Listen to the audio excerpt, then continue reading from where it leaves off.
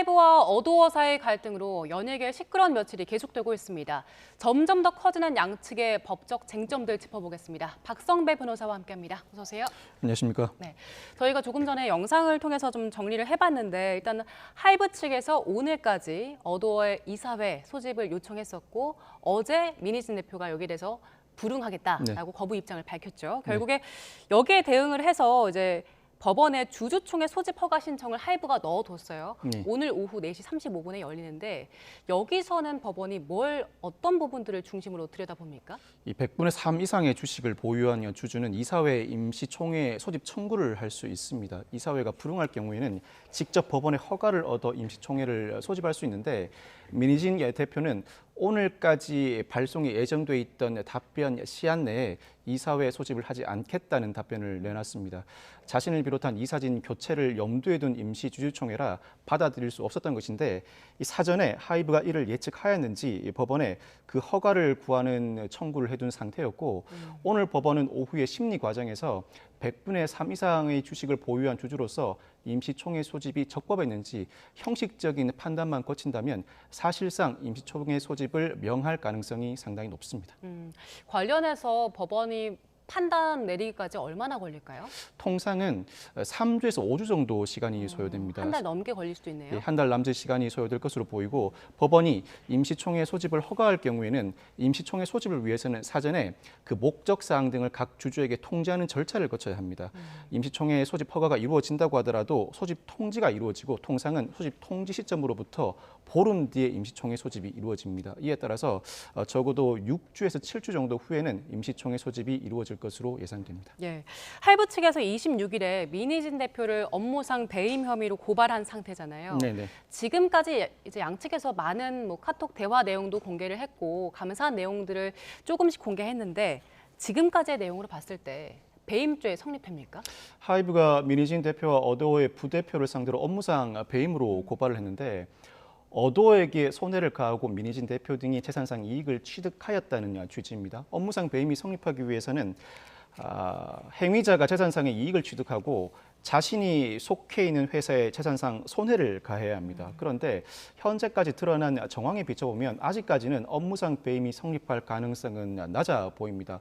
우선 많은 이들이 거론하고 있는 것처럼 카톡 대화를 통해서 이러저러한 논의가 오갔다고 하더라도 적어도 실행에 착수가 있어야 업무상 배임을 논하던가 업무상 배임의 미수를 양정해 볼 수가 있는데 그와 같은 단계에 이르지 않았다는 것입니다. 착수 정황을 포착하지 못했다. 그렇습니다. 또한 이 경영권 탈취의 수단은 크게 두 가지를 생각해 볼 수 있는데 첫째는 이 어도어 측이 이 사모펀드의 지원을 받아서 하이브가 보유한 주식을 사모펀드가 직접 매수함으로써 우호 지분을 확보하는 방안입니다.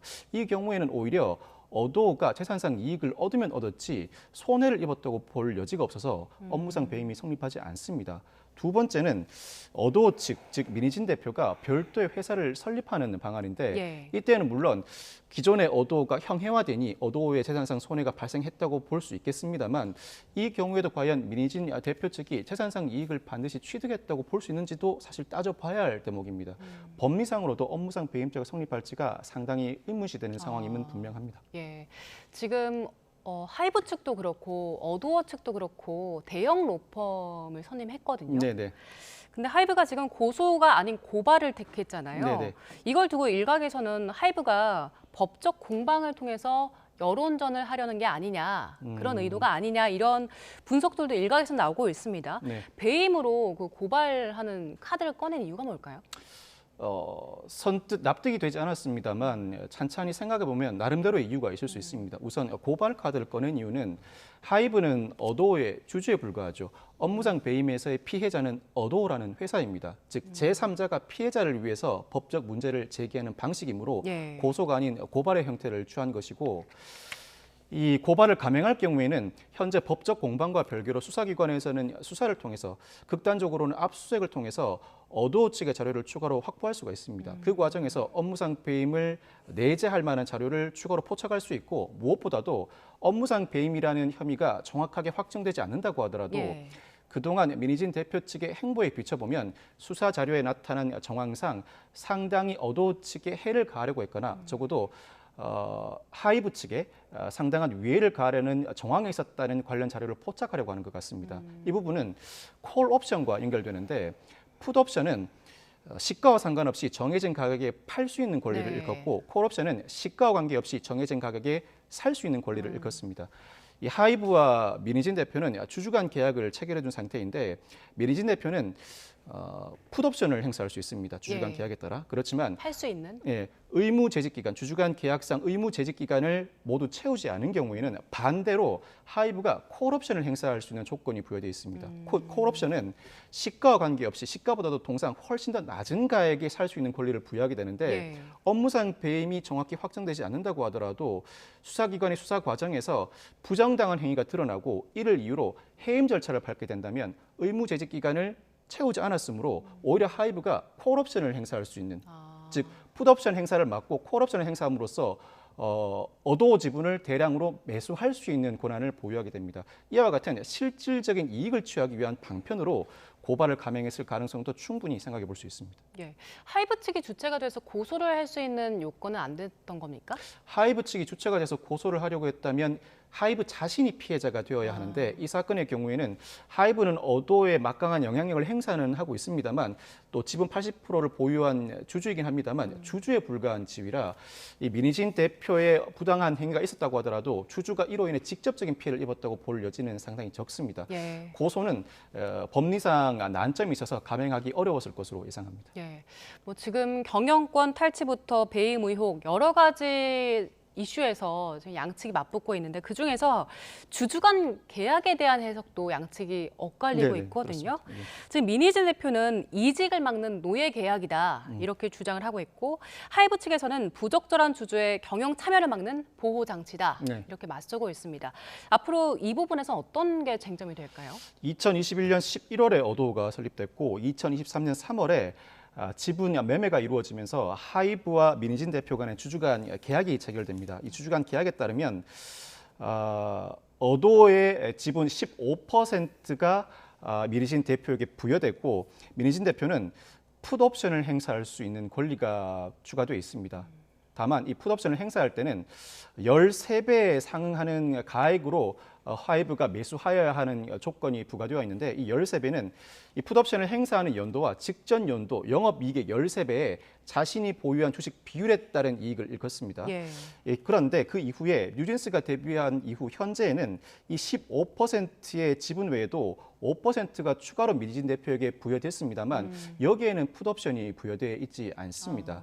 이와 관련해서 그 주주간 계약 내용을 구체적으로 살펴보면 민희진 대표를 비롯한 어도어의 경영진은 자신이 보유한 어도어의 지분을 하이브의 동의 없이는 누구에게도 팔 수 없는 조항이 삽입되어 있습니다. 다만 풋옵션을 행사할 수 있는 권리를 보장해주고 있는데 앞서 설명해 드린 것처럼 13배에 해당하는 이익을 보유한 상태로 하이브에게 이 주식을 되사가라는 주식 매수 청구권을 행사할 수 있는 권리를 부여하고 있습니다. 그렇다면 나머지 75%에 대해서 풋옵션을 부여하였으므로 25%에 해당하는 주식의 경우에는 풋옵션 행사도 못하고 애초에 하이브 동의 없이는 누구에게도 팔지를 못하니까 계속 보유하고 있어야 합니다. 그러면 주주로 계속 남아 있어야 되는 겁니까? 남아 있어야 합니다. 그런데 이 주주간 계약에 이사로서 일을 하거나 주식을 보유한 기간 동안에는 경업금지 조항도 추가되어 있습니다. 경업금지 조항 자세하게 좀 설명을 해주시죠. 경쟁 영업 금지를 일컫는데 재직 중이거나 퇴사한 이후에 동종 업체를 설립하거나 동종 영업을 영위하는 회사에 입사해서 일을 할 수 없도록 하는 조항을 일컫습니다. 그런데 이 주주간 계약 중에는 이 의무 재직 기간 외에도 주식을 보유한 상황에서는 경업금지 조항도 그대로 적용할 수 있도록 하는 조항이 삽입돼 있다 보니 25%의 지분에 대해서는 하이브 동의 없이는 팔지도 못하는데 경업금지 조항이 적용되게 되면 자신의 영업활동의 자유가 심대하게 제한을 받게 되죠. 민희진 대표가 이 부분을 문제 삼고 있습니다만 예. 하이브 측은 이 부분은 계약 해석상 모호한 부분이다. 우리는 무조건 묶어두려고 한 의도가 아니라 제3자에게 팔지 못하게 하고 팔 때는 우리한테 모두 팔라. 우리에게 우선 매수 청구권을 보유해 달라는 취지의 주장을 했던 것인데 예. 이 부분에 대해서는 양측의 입장이 엇갈린다면 충분히 계약을 개정할 수 있다는 입장을 취하고 있습니다. 그럼에도 불구하고 민희진 대표 측은 15%에 추가된 5%에 대해서도 풋옵션을 부여해달라. 네. 그리고 15% 풋옵션을 행사할 때 이익도 13배가 아니라 30배로 늘려달라는 취지의 주장을 하고 있습니다. 알려진 바로는 하이브 측이 5%에 대해서도 풋옵션을 부여하는 조항에 대해서는 받아들이겠다. 그렇지만 기존 15%의 풋옵션 13배에서 30배로 올리는 부분은 지나치게 과다한 이익을 부여하는 조건이라 받아들이지 못한다고 거절한 것으로 알려져 있습니다. 예, 해석도 엇갈리고 서로 이제 요거에 대해서 받아들일 수 없다고 하는 상황인 건데 그 조금 전 짚어주신 5년간 경업 금지 조항이요. 네. 이걸 근거로 지금 민희진 대표가 노예 계약이다 주장을 하고 있는 거잖아요. 네네네. 통상 업계에서나 아니면 법조계에서나 이걸 좀 일반적인 조항이다라고 봅니까? 아니면 이건 비상식적이다라고 봅니까? 경업금지 조항을 두고 법적 다툼이 벌어지는 경우가 상당히 많은데 헌법상 근로의 자유 내지는 영업의 자유를 제한하는 측면이 분명히 존재하기 때문입니다. 어떤 부분을 두고 판단을 하는가? 우선 근로자의 퇴직 전 지위가 어떠한가? 그리고 보호할 만한 사용자의 이익이 어떠한가? 경업금지의 대가로 상당한 대가가 부여되었는가 등을 기준으로 판단하게 되는데 사실 풋옵션의 조건 등에 미뤄보면 현재 민희진 대표가 풋옵션을 행사한다면 올해와 작년 영업이익을 기준으로 13배 자신이 보유한 주식을 전제로 한다면 약 1,000억 원가량의 이익을 취득할 수가 있습니다. 예. 이를 감안한다면 업계에서 5년간의 의무 재직 기간을 두었다는 조항 자체가 경업금지 조항으로서 헌법상 각종 자유의 제한이라고 보기는 상당히 어렵습니다. 다만 아직까지 개정되지 않고 있는 조항, 즉 5%의 풋백 조항이 적용되지 않는 부분, 예. 누구에게도 팔지 못하고 예. 풋옵션 행사도 할 수 없는 그 5%는 지금도 존재하고 있는데 이 부분이 개정되지 않는다면 사실상 종신계약으로 존재할 가능성이 높습니다. 아무리 경업금지가 부과되어 있는 계약이라고 하더라도 종신계약만큼은 법원이 이를 정상적인 계약으로 받아들이지 않습니다. 이 부분은 충분히 문제될 소지가 남아 있습니다. 예. 그리고 이번 갈등의 시작이 이제 민희진 대표가 주장했던 뉴진스 카피 논란이잖아요. 네. 아일릿 그룹이 뉴진스의 컨셉을 카피했다 이런 주장이었는데 사실 이런 부분들 이제 저작권법을 위반했다라고 판단하는 것 자체가 굉장히 민감하고 어려운 부분일 것 같은데 어떻습니까? 일단 민희진 대표 입장에서는 상당히 억울할 수 있습니다만 이 부분은 저작권 침해로 인정받기가 상당히 어렵습니다. 일단 아이디어와 노하우는 저작권법의 보호 대상이 아니고 물론 저작권법이 보호하고 있는 그 대상은 저작물로서 음악, 영상도 포함하고 있습니다만 어느 정도 유사해야 저작권 침해로 볼 수 있는지 그 기준도 상당히 모호합니다. 뿐만 아니라 헤어, 메이크업, 의상 등도 침해당했다고 주장하고 있습니다만 이 부분은 그야말로 아이돌 컨셉에 불과해서 저작권법의 대상, 보호 대상 자체가 애초에 아닐 가능성도 상당히 높습니다. 이러한 사정이다 보니 회사 내부에서 문제 제기를 한다고 하더라도 민희진 대표 입장에서는 먼저 나서서 공격용으로 저작권 침해를 주장하기는 어렵고 하이브 측이 공격을 해올 때 방어용으로 이와 같은 저작권 침해 사례가 있었음을 내세울 만한 근거로는 사용할 수 있습니다. 민희진 대표 입장에서도 자신이 하고 싶은 말과 법적 근거가 존재한다고 하더라도 이와 같은 난점이 있다 보니 먼저 공격을 하기보다는 공격에 들어올 때 방어하는 논리로서 이 저작권 침해 논란을 사용하고 있는 것입니다.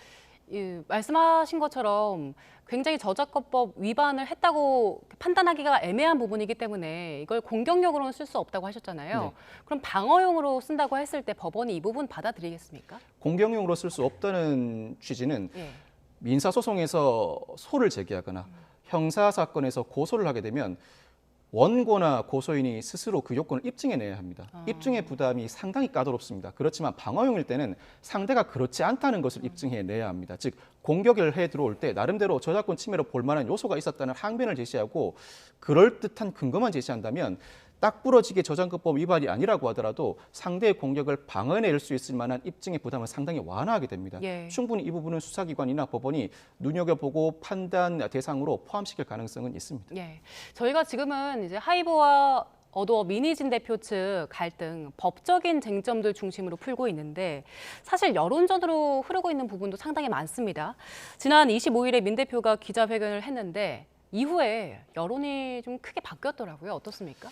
사실 민희진 대표의 기자회견은 입장문이 따로 없이 2시간 넘게 물병과 핸드폰만 들고 이루어졌는데 그 언사도 상당히 거칠었죠. 욕설과 비속어가 나오기도 했고 그런데 의외로 민희진 대표의 기자회견에 호평을 보내는 이들이 많습니다. 민희진 대표의 말이 어록으로 재탄생하기도 했고 그가 입었던 모자와 티셔츠가 완판되기도 했는데 그 내용 자체가 일반 대중으로 하여금 카타르시스를 느끼게 합니다. 내부자들만 알 수 있는 내역들을 제시하면서 마치 방시혁 의장이 뉴진스의 성공을 반기지 않은 듯한 뉘앙스를 풍깁니다. 이 부분은 대중의 호기심을 상당히 자극하는 내용입니다. 뿐만 아니라 상당히 거침없는 언행을 구사함으로써 글로 보는 것과 다르게 사람의 말을 직접 들어야 진상을 파악할 수 있다는 생각을 갖게 함은 물론 그 언행을 보고 이 사람이 거칠지언정 누군가를 속이지는 않겠다는 인상을 충분히 심어줬던 것 같습니다. 이로 인해서 일부 사실관계가 정확하게 정리되지 않은 상태에서 논란이 불거졌던 사안에 대해서 여론 상당수가 민희진 대표 측의 동조하는 움직임도 포착되는 것입니다. 예, 많이들 보셨겠지만 그 기자회견이 진행되는 동안 욕설, 막말이 좀 나오기도 했고요. 네네. 변호사님 말씀하신 것처럼 내부자만 알 수 있는 내용이 나오기도 했습니다. 그러다 보니까 이 기자회견을 두고 모욕이나 명예훼손 이런 위반이 있을 수도 있다라는 주장이 나오는데 어떻습니까? 제가 기자회견 전체를 보지는 못했습니다만 주요 부분은 발췌해 봤습니다.